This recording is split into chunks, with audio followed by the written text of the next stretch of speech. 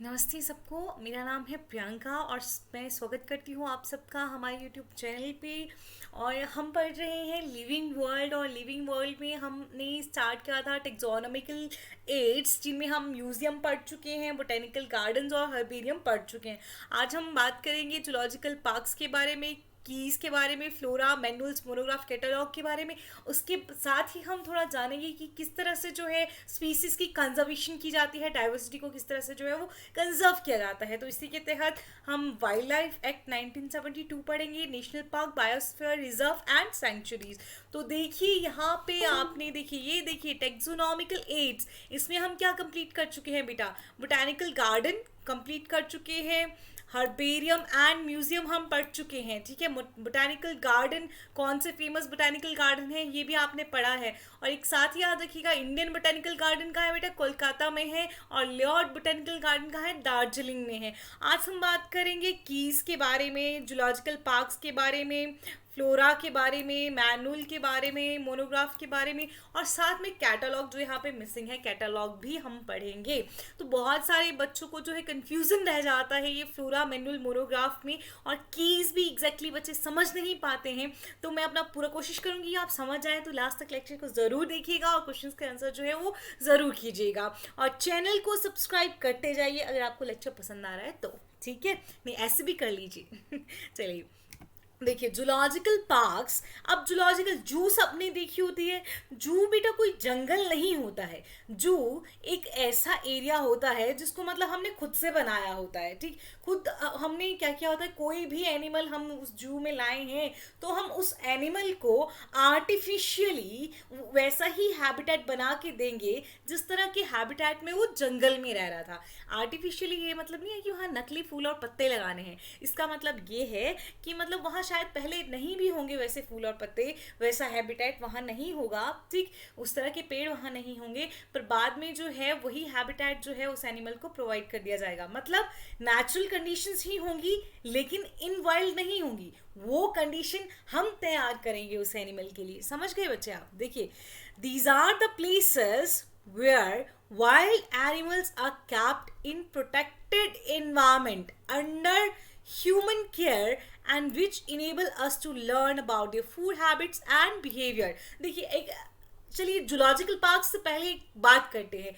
आप एक पेट रखते हैं अपने पास, पेट रखते हैं, धीरे धीरे आप जानने लगते हैं, आप बड़ी केयर करते हैं उसकी, फिर धीरे धीरे आप उसकी हर आदत को जानने लगते हैं। आपको ये भी समझ आता है कि किस तरह का इसका जब बिहेवियर है, इस तरह का बिहेवियर क्यों है, ये अभी ये पेट क्या चाहता है। तो उसी तरह से जूलॉजिकल पार्क्स में भी क्या किया जाता है, वाइल्ड एनिमल्स को, जंगली जानवरों को लाया जाता है, फिर एक प्रोटेक्टेड इन्वायरमेंट दिया जाता है, हम ह्यूमन उनकी केयर करते हैं, फिर उनके बारे में सीखते हैं कि इस तरह के बिहेवियर, इस पर्टिकुलर एनिमल के इस तरह के बिहेवियर का क्या मतलब है।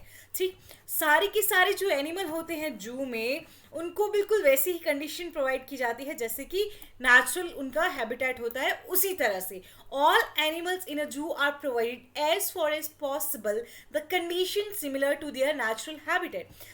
Children love visiting these parks commonly called zoos। हम जू कहते हैं ना, वही क्या है, जूलॉजिकल पार्क है। तो जो इंडिया के मेन जूलॉजिकल पार्क हैं उनके लिए मतलब जो दो आपको याद रखने चाहिए, अरिनर अन्ना जूलॉजिकल पार्क जो चेन्नई में है, अन्ना अन्ना चेन्नई ऐसे याद रखिएगा, अन्ना से आया है, अरिनर अन्ना तो वो कहाँ है, चेन्नई। जू ऑफ एलिपोर्ट वो कहाँ है, कोलकाता में। ठीक, जूलॉजिकल पार्क समझ आ गए बेटा। जूलॉजिकल पार्क में आप एनिमल्स को लाएंगे जंगल से, और एक मतलब ह्यूमन केयर के अंडर रखेंगे और उसको वैसे ही कंडीशंस देंगे जैसे कि उसके पहले हैबिटेट में थी। ठीक है, अब देखिए ये एनसीईआरटी का ही डायग्राम है, आप अच्छे से देख लेंगे। देखिए यहाँ पे ये बेटा, ये आप समझे कि जंगल है, यहाँ पे देखिए ये जंगल है, ये जंगल नहीं है एग्जैक्टली। देखिए ये इनको क्या किया गया है, पार्क में रखा गया है, जूलॉजिकल पार्क में, और इनको वैसी ही कंडीशन दी गई है जैसा कि ये रहते हैं, जिन कंडीशन में ये रहते हैं। वाइल्ड जो वाइल्ड एरिया में, जंगली एरिया में जहाँ ये जिस तरह की कंडीशन में रहे हैं वैसी ही कंडीशन इनको यहाँ देने की कोशिश की जाती है। ठीक, picture showing animals in different zoological parks of India, अलग अलग जूलॉजिकल पार्क जो है वहाँ की पिक्चर्स जो है ये दिखाई गई हैं। ठीक, अब बात करते हैं की के बारे में। की क्या होगा? की एक और टेक्सोनॉमिकल एड है, ठीक, जो किसके लिए यूज किया जाता है? प्लांट और एनिमल की आइडेंटिफिकेशन के लिए। प्लांट और एनिमल की आइडेंटिफिकेशन करेंगे based on similarities and dissimilarities. Key is another taxonomical aid used for identification of plants and animals based on the similarities and डिससिमिलैरिटीज।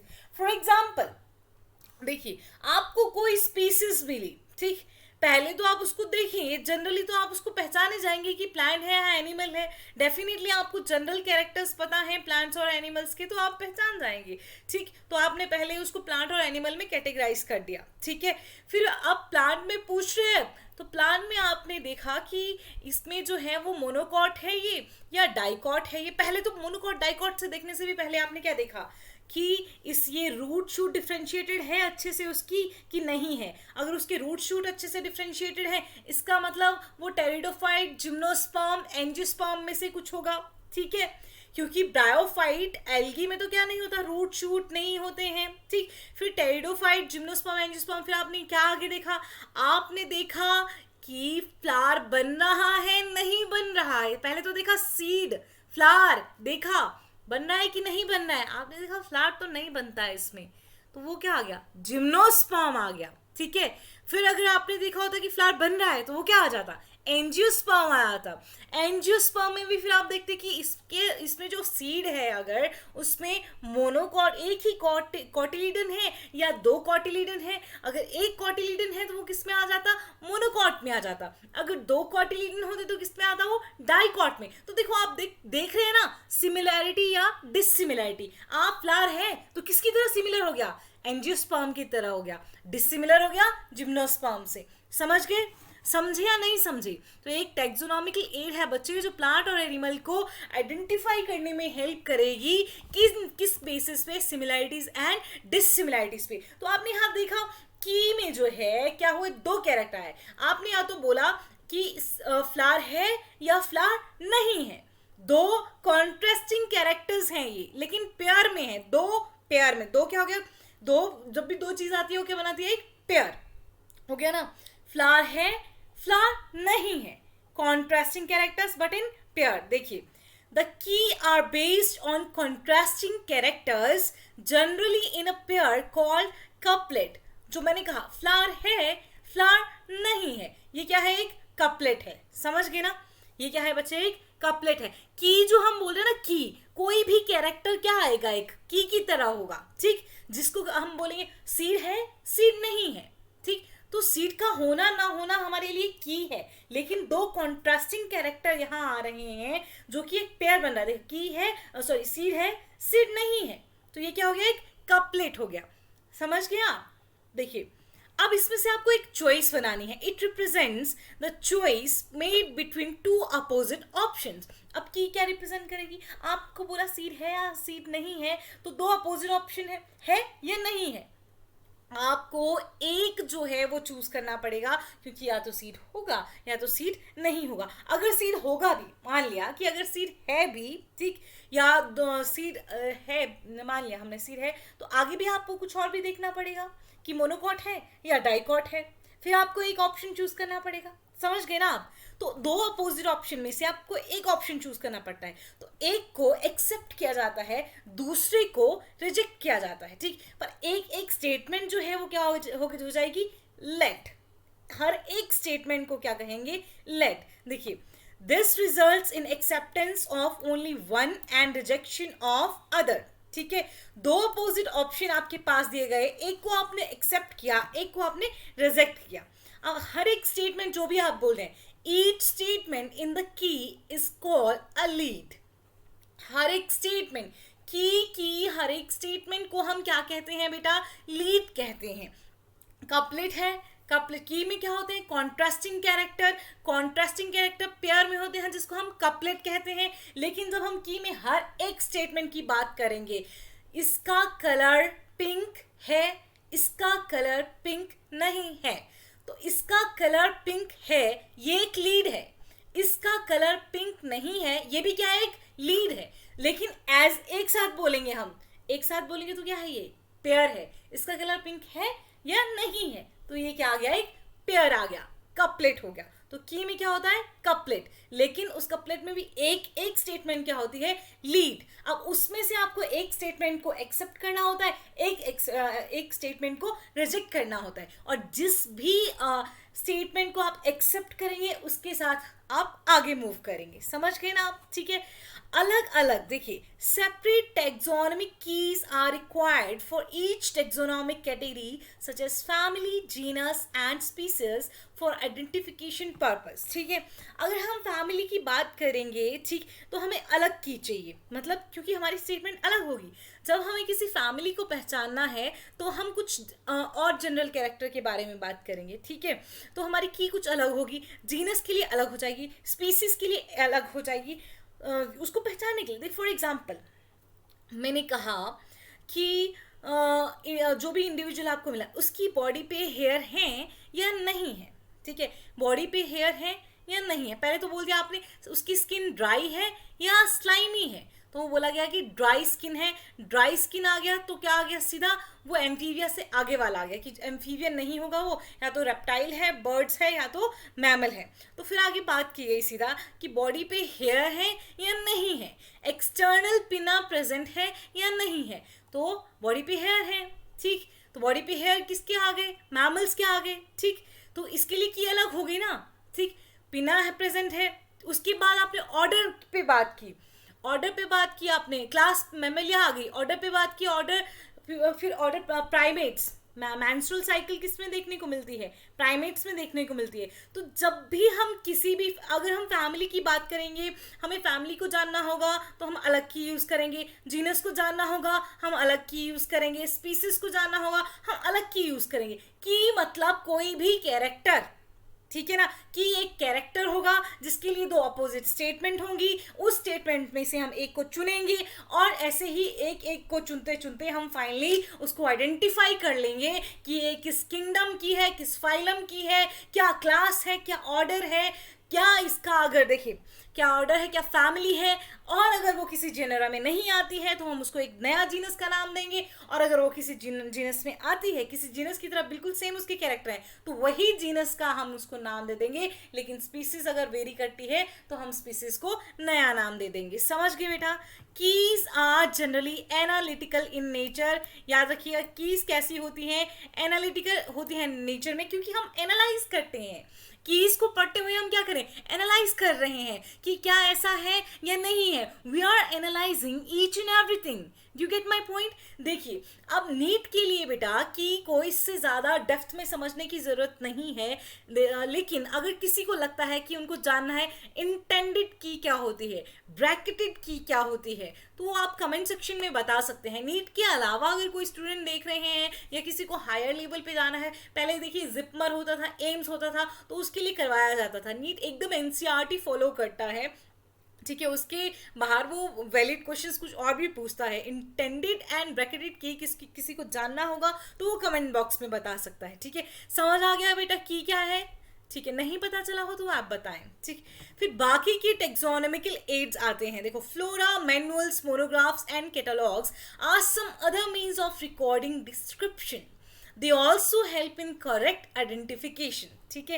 ये जो फ्लोरा, मैनुअल, मोनोग्राफ, कैटलॉग्स हैं, इनमें भी क्या होता है, कुछ जानकारी छिपी होती है। अब इस जानकारी को जान के हम क्या कर सकते हैं, किसी स्पीसीज को आइडेंटिफाई कर सकते हैं, उसके बारे में हमें पता लग जाएगा, ठीक। अब फ्लोरा, सबसे पहले बात करते हैं फ्लोरा पे। Flora contain the actual account of habitat and distribution of plant of a given area, ठीक है।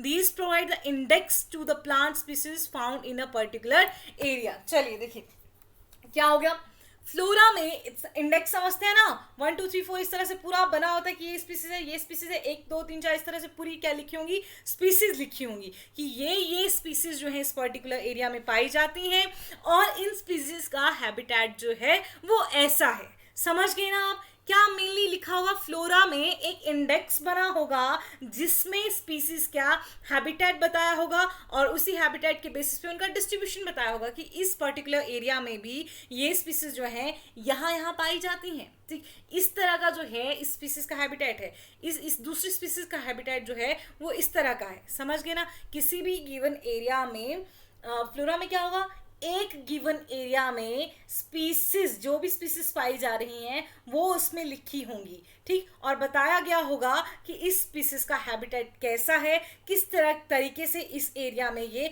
डिस्ट्रीब्यूटेड है। समझ गए आप या नहीं समझे? ठीक है, नहीं समझे होंगे बच्चे तो आप बता सकते हैं मुझे। अब मैनुअल देखिए, manual are useful in providing information of for identification of names of species found in an area। अब बेटा यहाँ पे बात, अब फ्लोरा और मैनुअल्स में फिर क्या डिफरेंस आया मैम? ठीक, देखिए मैनुअल्स क्या प्रोवाइड कर रहे हैं, information for identification of names of species. ठीक है, मैनुअल में ऐसा नहीं होगा कि फ्लोरा में नाम नहीं लिखे होंगे। ठीक, मैनुअल में जो है वो मेनली क्या लिखा होगा उसको, मतलब मैनुअल को ये नहीं है कि इसका हैबिटेट कैसा है, हैबिटेट मेनली किससे लिंक्ड है, फ्लोरा से लिंक्ड है। मैनुअल में सिर्फ क्या लिखा होगा, स्पीसीज का नाम लिखा होगा, उसके बारे में थोड़ी और इंफॉर्मेशन होगी जिससे हम उसको क्या कर सके, आइडेंटिफाई कर सकें। लेकिन हैबिटेट से जो मेनली डील करेगा वो कौन सा होगा, फ्लोरा होगा। ठीक है, फ्लोरा जो है वो थोड़ा मतलब ऐसा समझ लीजिए कि ये एक बड़ा, ये थोड़ा बड़ा आ जाएगा, इसका जो एरिया होगा थोड़ा बड़ा होगा। ठीक है ना, मैनुअल का थोड़ा छोटा होगा। ठीक, मैनुअल को छोटा समझिएगा, फ्लोरा को थोड़ा बड़ा समझिएगा। दोनों ही स्पीसीज के बारे में बताएंगे किसी भी एरिया में। ठीक है, फ्लोरा में जो है वो हैबिटेट के बारे में भी बताया गया होगा, मैनुअल में हैबिटेट के बारे में नहीं बताया जाता है। ठीक है, आइडेंटिफिकेशन ऑफ, देखिए providing, manuals are useful in providing information for identification of names of species found in an area. तो अगर पूछा जाएगा कि एक एरिया में आपको स्पीसीज के नाम को जानना है तो आप किससे जान सकते हैं, तो आप बोलेंगे ऐसी इंफॉर्मेशन मैनुअल में लिखी होती है। आपसे पूछा जाएगा आपको हैबिटेट के बारे में भी जानना है कि ये जो स्पीसीज है किसी पर्टिकुलर एरिया में किस तरह के हैबिटेट में है, तो आप बोलेंगे मैं किसकी हेल्प लूंगा, फ्लोरा की हेल्प लूंगा। अब व्हाट अबाउट मोनोग्राफ देन?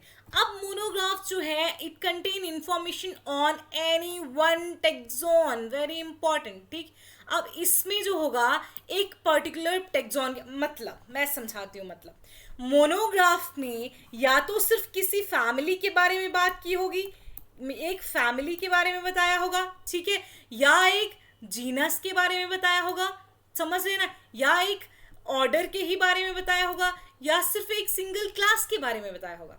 मतलब सिर्फ एक टेक्सोन, क्लास भी मैमेलिया, मोनोग्राफ में एक ही कैटेगरी मेंशन होगी, या तो क्लास में भी मैमेलिया, एवीज, रेप्टाइल्स। समझ गए आप?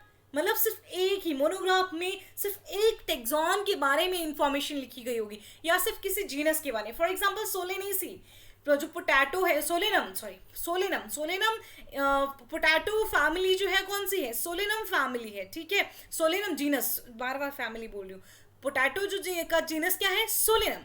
तो एक मोनोग्राफ में या तो सिर्फ सोलेनम के बारे में लिखा होगा, या सिर्फ सोलेनेसी फैमिली के बारे में लिखा होगा, या सिर्फ मैमेलिया के बारे में लिखा होगा। मतलब सिर्फ एक टेक्सोन, एक सिंगल कैटेगरी की बात किसमें की जाएगी, मोनोग्राफ में की जाएगी। अब व्हाट अबाउट दिस कैटलॉग, देखिए इनको तो, इन सबको तो एनसीईआरटी ने पूरा मेंशन किया है, और ये सबको मैंने कहा से सिर्फ एनसीईआरटी से ही लिया है। ठीक है, लेकिन व्हाट अबाउट कैटलॉग, बेटा जो नोट्स बना रहे हैं वो प्रॉपरली सारे के सारे नोट्स बना लेंगे। मैं सबको यही हिदायत दूंगी कि नोट्स बनाइए। ठीक है, अब कैटलॉग क्या है, is a resistor that describe all species found in a particular area with brief description. यहाँ पे होगा बच्चे डिस्क्रिप्शन। ठीक है, सेक्रिप्शन नहीं, डिस्क्रिप्शन होगा यहाँ पे, एडिंग आइडेंटिफिकेशन। अब देखिए कैटलॉग में क्या है, एक पर्टिकुलर एरिया में जितनी भी स्पीसीज पाई जा रही हैं, देखिए ये कैटलॉग क्या करता है, एक रजिस्टर की तरह होगा, एक बुक होगी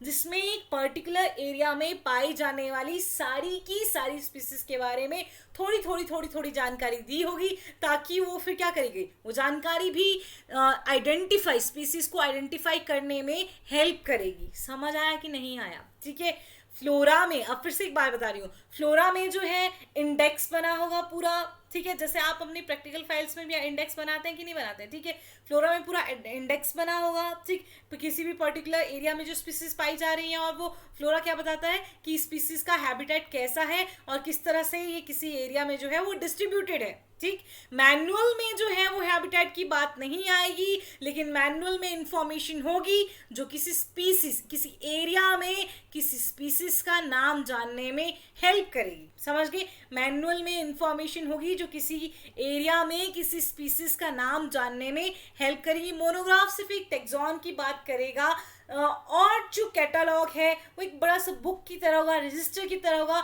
एक एरिया में जितनी भी स्पीसीज पाई जा रही हैं, सारी की सारी स्पीसीज जो हैं उसमें लिखी होंगी, और उनके उनमें थोड़ी थोड़ी जानकारी होगी उन स्पीसीज के बारे में, ताकि हमें आइडेंटिफिकेशन में हेल्प मिले। तो अब तो आपको टेक्सोनोमिक एड समझ आ गया बच्चे। देखिए, अब वाइल्ड लाइफ, अब यहाँ पे अकॉर्डिंग टू एनसीईआरटी बेटा, अकॉर्डिंग टू एनसीईआरटी आपका जो चैप्टर है वो टेक्सोनॉमिकल एड्स पे खत्म हो जाता है, लेकिन आगे जो है वो भी इंपॉर्टेंट है। इसके अलावा भी मैं एक एक्स्ट्रा स्ट्रोक लेक्चर लूंगी जिसमें वो क्वेश्चंस कवर किए जाएंगे जो जनरली नीट में आते हैं और यहाँ पे नहीं दिए गए हैं। ठीक है, देखिए, वाइल्ड लाइफ प्रोटेक्शन एक्ट 1972, इस एक्ट के अकॉर्डिंग जो वाइल्ड लाइफ है, ठीक, वाइल्ड लाइफ समझते हैं ना आप, जो जंगली जीव हैं उनको आप नहीं पकड़ सकते हो, उनको आप नहीं मार सकते हो बिना किसी हायर अथॉरिटी की परमिशन के। अगर आप ऐसा करते हैं तो आपको सजा होगी। According to this law, killing and capturing of wildlife prior to permission from suitable authority have become punishable। ठीक, तो इस एक्ट के तहत क्या बनाए गए, नेशनल पार्क्स बनाए गए, सैंक्चुरीज बनाई गई। ठीक है, अलग अलग तरह से देखिए, जो बोटानिकल गार्डन है और जो जूलॉजिकल पार्क्स हैं वो किसके अंडर आते हैं, वो भी बेटा वो एक्स सीटू कंजर्वेशन के अंडर आते हैं। इन सीटू कंजर्वेशन मतलब नेचुरल हैबिटेट में ही, बिल्कुल मतलब पूरा का पूरा जो जंगल है आप उसी को क्या कर दीजिए, प्रोटेक्टेड कर दीजिए। ठीक है, और बोटानिकल गार्डन में और जूलॉजिकल पार्क्स में क्या किया जाएगा, जंगल से उन जीवों को उठा के आर्टिफिशियली आप वैसा का वैसा ही एरिया बना देंगे और वहां पे उनको स्टोर करेंगे, तो वो उनके मेन हैबिटेट से आप निकाल के उनको आर्टिफिशियल हैबिटेट प्रोवाइड कर रहे हो। तो एक्स सी टू कंजर्वेशन, अगर आप उसी हैबिटेट में, उसी नेचुरल हैबिटेट में उनको सेव कर रहे हो तो that is in C2 conservation. तो ये जो नेशनल पार्क वगैरह है ये किसके तहत बनाए गए हैं, वाइल्ड लाइफ प्रोटेक्शन एक्ट 1972। ये जो एक्ट था इसको सारी की सारी स्टेट ने अडेप्ट किया था, किसको छोड़ के, जम्मू एंड कश्मीर को छोड़ के, क्योंकि उस टाइम वहाँ पे क्या होता है, आर्टिकल 370 के वजह से जो है जम्मू एंड कश्मीर ने इसको अडेप्ट नहीं किया था, और इसमें कुछ चेंजेस लाए गए थे 1991 में। ठीक है, नेशनल पार्क बेटा कोई भी ऐसा एरिया जहां पे बिल्कुल भी ह्यूमन एक्टिविटीज अलाउड नहीं होती हैं और वाइल्ड लाइफ को जो है वो प्रोटेक्ट किया जाता है। समझ गए? देखिए, it is an area which is strictly reserved for welfare of wildlife and where activities like cutting of trees, grazing of animals or cultivation are not allowed। मतलब नेशनल पार्क एक ऐसा एरिया आ जाएगा जिसको पूरा का, उस हिस्से को पूरा का पूरा ऐसे प्रोटेक्शन होगी, ना वहाँ आप अपने जानवर ले जाके उनको चरा सकते हो, ना आप वहाँ पे पेड़ों पे कुल्हाड़ी चला सकते हो, ना ही आप वहाँ पे कहीं ज़मीन में कुछ खेती कर सकते हो। किसी को भी प्राइवेट राइट्स नहीं मिलते हैं, किसी को भी वहाँ हक नहीं होता है कि वो अपना हक बोलेगी, अब मेरी प्राइवेट प्रॉपर्टी है इस तरह का बोलेगा, किसी को हक नहीं होता है। आप हैबिटेट को बिल्कुल भी मैनिपुलेट नहीं कर सकते हो, मतलब बिल्कुल भी छेड़छाड़ आप नहीं कर सकते हैं। नेशनल पार्क्स जो हैं वो सेंट्रल गवर्नमेंट के अंडर होते हैं, लेकिन वहाँ पे जो काम करते हैं वो यूजुअली स्टेट गवर्नमेंट के एम्प्लॉयज होते हैं। ठीक, अब ये नेशनल पार्क में जो है फ्लोरा एंड फौना, फ्लोरा मतलब प्लांट्स, फौना मतलब एनिमल, दोनों को कंजर्व किया जाता है। ठीक है, नेशनल पार्क में फ्लोरा एंड फौना दोनों को ही कंजर्व किया जाता है। इंडिया में टोटल 90 नेशनल पार्क्स हैं। अब ये मत बोलिएगा मैम आप पागल हो गए हो, आप बेवकूफ हो, आप 90 नेशनल पार्क बोलो, इतने सारे नेशनल पार्क हैं बेटा। ये है 12th बायोलॉजी का डाटा, ठीक है। बायो की जो 12th की बुक है उसका डाटा है ये, इकोलॉजी में भी आप पढ़ेंगे, समझ गए ना। कहीं से भी इनवैलिड इंफॉर्मेशन आपको नहीं दी जाती है, हर वैलिड इंफॉर्मेशन दी जाती है। हालांकि ये वैलिड नहीं है, लेकिन एनसीईआरटी में लिखा है, 2020 की जो एनसीईआरटी है उसमें भी यही लिखा है, कोई चेंजेस नहीं किए गए। तो एनसीईआरटी ने जो आंसर लिखा है वही आंसर जो है वो माना जाएगा, बाकी कोई भी आंसर नहीं माना जाएगा। तो बताइए नेशनल पार्क कितने हैं बेटा? 90 नेशनल पार्क हैं। देखिए अब ये कुछ इंपॉर्टेंट नेशनल पार्क है जिनके नाम आपको याद रखने ही रखने हैं, हर हालत में याद रखने हैं, आपको इनको लर्न करना ही है। तो देखिए जिम कॉर्बेट नेशनल पार्क कहाँ है? उत्तराखंड में। पहला, भारत का पहला नेशनल पार्क है जिम कॉर्बेट नेशनल पार्क, बहुत बार क्वेश्चन पूछा गया है, जो कि 1935 में एस्टेब्लिश हुआ था। बंदीपुर नेशनल पार्क कर्नाटका है। गिर national park Gujarat. And it is famous कि यहाँ पे क्या किसको सेव किया गया है? एशियाटिक लायन को। गिर गुजरात, गिर गुजरात, ठीक है, गिर गुजरात एशियाटिक लायन, ठीक। कान्हा नेशनल पार्क मध्य प्रदेश, ठीक है, कान्हा नेशनल पार्क कहाँ है बेटा? मध्य प्रदेश में, ठीक है। ऐसे याद रखना, कान्हा मैड हो गए, ठीक, कान्हा मैड हो गए मतलब मध्य प्रदेश में, ठीक है, कान्हा है मैड, ठीक। काजीरंगा नेशनल पार्क असम, बहुत बार क्वेश्चन आए हैं नेशनल पार्क पे, इसलिए बता रही हूँ। One horn rhinoceros, Kaziranga national park जो है असम में किसके लिए फेमस है? वन हॉर्न राइनोसोरस के लिए। Keoladeo national park Rajasthan, Siberian crane, मतलब बेटा ये माइग्रेटरी बर्ड है जो दूसरे साइबेरिया से ये आते हैं और ठंड के दिनों में, कहाँ पे? राजस्थान में। तो क्यूलाडो नेशनल पार्क कहाँ है बेटा? राजस्थान में। किसके लिए फेमस है? साइबेरियन क्रेन्स के लिए। Silent valley national park Kerala में है, यहाँ पे बहुत ज़्यादा डाइवर्सिटी पाई जाती है। सुंदरबन नेशनल पार्क है वेस्ट बंगाल में। ये सारे नेशनल पार्क आपको याद रखने ही पड़ेंगे। काजीरंगा नेशनल पार्क कहाँ है बताओ? असम में है। क्या किसके लिए फेमस है? वन हॉर्न राइनोसेरस के लिए। किलाडो नेशनल पार्क कहाँ है? राजस्थान में है। बंदीपुर नेशनल पार्क कहाँ है? कर्नाटका में है। सुंदरबन नेशनल पार्क फटाफट से दिमाग में आना चाहिए आपके, वेस्ट बंगाल में है, ठीक है। अब आता है बेटा ये बायोस्फीयर रिजर्व। बायोस्फीयर बेटा इकोसिस्टम को भी कहाँ मिला के, लैंडस्केप को भी, बड़ी बड़ी लैंडस्केप्स को मिला के क्या बनता है? बायोस्फीयर। मतलब एक बहुत बड़ा, मतलब एक अर्थ का बहुत बड़ा हिस्सा जो है उसको क्या कर दिया जाता है? रिजर्व कर दिया जाता है, ठीक। It is a type of ecosystem in which plants and animals are conserved. इसमें भी प्लांट्स और एनिमल्स दोनों को कंजर्व किया जाता है। ये एक एरिया है जिसमें multiple use of land is permitted, मतलब बहुत सारा अलग अलग तरह से यूज किया जाता है। तो बायोस्फीयर रिजर्व में मेनली 3 जोन होते हैं, core zone, buffer zone, transition और मैनिपुलेशन जोन। कोर जोन में आप कोई भी एक्टिविटी नहीं कर सकते हैं, बफर जोन में थोड़ी बहुत टूरिज्म वगैरह अलाउड होता है, ट्रांजिशन जोन में फिर बहुत सारी एक्टिविटीज होती हैं। इंडिया में अभी 14 बायोस्फीयर रिजर्व हैं, again data from NCERT but it is wrong, 18 biosphere reserve हैं इस टाइम इंडिया में, ठीक है। लेकिन आपके एनसीईआरटी में लिखा है 14, तो यू हैव टू ऑप्ट 14। ये देखिए ये बायोस्फीयर रिजर्व है, ये आप बना भी लेंगे बेटा। देखिए 3 जोन है, core zone, buffer zone, transition zone. Core zone में लिखा है no human activities, buffer zone में थोड़ा थोड़ा ग्रेजिंग ऑफ एनिमल्स और टूरिज्म अलॉट कर दिया जाता है। और ये ट्रांजिशन जोन मतलब आप देखिए सारा का सारा यहाँ पे लोग भी रहते हैं, थोड़ा कल्टीवेशन भी होता है, लेकिन स्टिल इस एरिया को जो है वो प्रोटेक्टेड किया जाता है। तो आप ये बना लेंगे, ठीक है। तो लास्ट में हमारे पास आता है सैंक्चुरीज। सैंक्चुरीज जो हैं बेटा, ये सैंक्चुरीज जो हैं यहाँ पे क्या किया जाता है? वाइल्ड लाइफ को ही, मेनली एनिमल्स को कंजर्वेशन होता है यहाँ पे, ठीक। और ह्यूमन एक्टिविटीज अलाउड होती हैं तब तक जब तक कि वो एनिमल्स को कोई भी अफेक्ट नहीं कर रहे हैं। These are the areas reserved for the conservation of wildlife, animals, ठीक। And human activities are allowed as long as they do not affect animals adversely, मतलब जब तक वो उनको नहीं कर रहे हैं ना, ऐसे एडवर्सली अफेक्ट नहीं कर रहे हैं, कोई हार्म नहीं पहुंचा रहे हैं, तब तक ह्यूमन एक्टिविटीज अलाउड होती हैं और इसके बाद नहीं होती हैं। तो वाइल्ड लाइफ कितनी है? अगेन डेटा फ्रॉम एनसीईआरटी, ठीक है, which is wrong, but what you have to opt, यही आपको ऑप्ट करना पड़ेगा, ठीक है।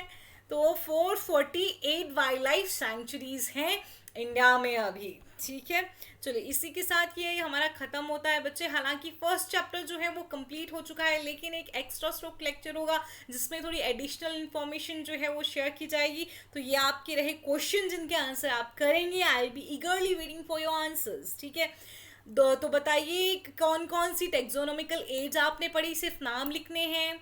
जूलॉजिकल पार्क्स क्या हैं, की क्या है, keys, the keys are based on the contrasting character generally in a pair, और उसको क्या कहते हैं। हर एक स्टेटमेंट की का जो होता है उसको क्या कहते हैं। मोनोग्राफ में किस चीज़ की इंफॉर्मेशन होती है। आपको फ्लोरा, मैनुअल एंड कैटलॉग को डिफाइन करना है। एक नेशनल पार्क क्या होता है, कोलोराडो नेशनल पार्क कहाँ है, पहला पार्क इंडिया में कौन सा था, काजीरंगा नेशनल पार्क कहाँ है, और बायोस्फीयर रिजर्व पे जो है आपको एक नोट लिखना है। इसी के साथ हमारा लेक्चर खत्म होता है। आप क्या, हर बार मैं कहती हूँ बेटा, इरादे मजबूत होने चाहिए और खुद को क्या रखो, मोटिवेटेड रखो कि क्या बनना है, डॉक्टर बनना है। जब मैं लास्ट लाइन बोलूँ ना, डॉक्टर बनना है, आंखें बंद करके इसको अपने जहन में उतार लो कि क्या बनना है, डॉक्टर बनना है।